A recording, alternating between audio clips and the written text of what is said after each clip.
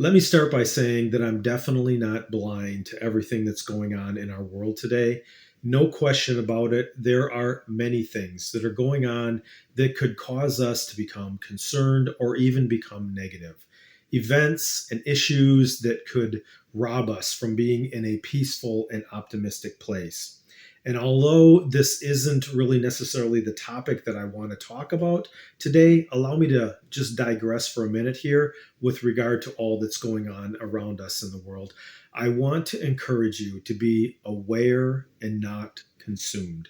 It's good to have our eyes open and be aware, but be careful that current events don't mesmerize you to the point where it just consumes you.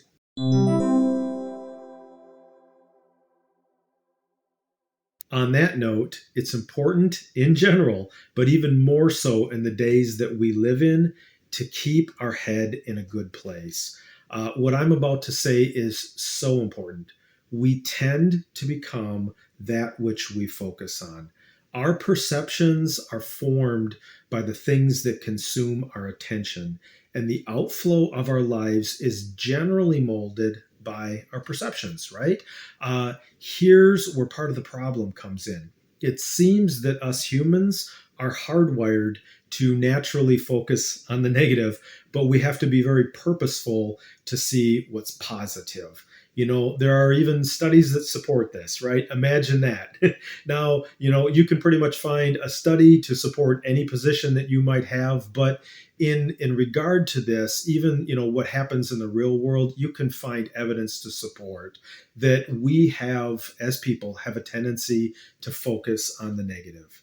I think deep down inside, we all know this is true. Even if we have something bad happen, we need no help at all to nurse that thing all day, all week, or all year.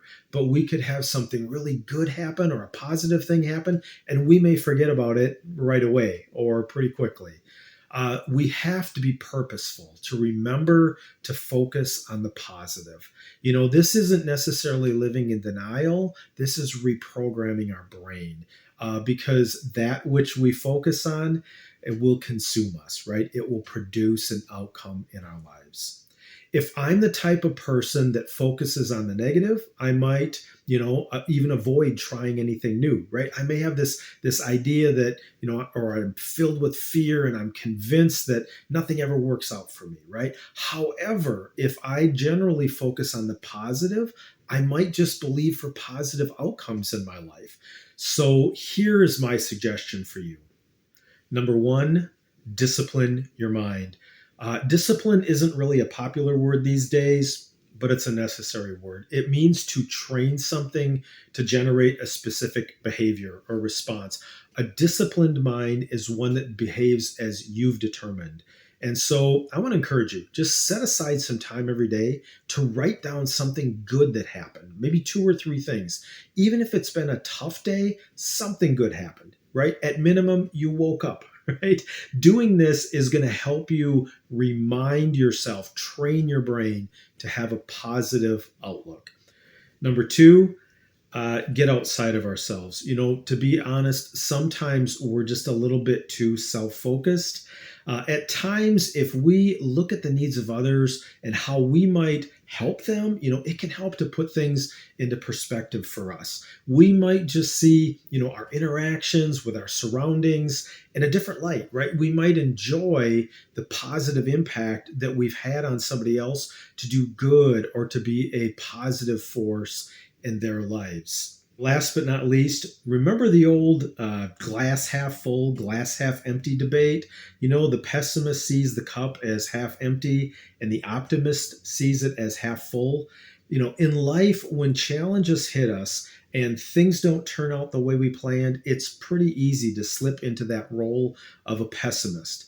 Then there's the optimist who's kind of trained their mind to see the glass as half full, see it in a positive light. Of course, I'm a fan of the optimist.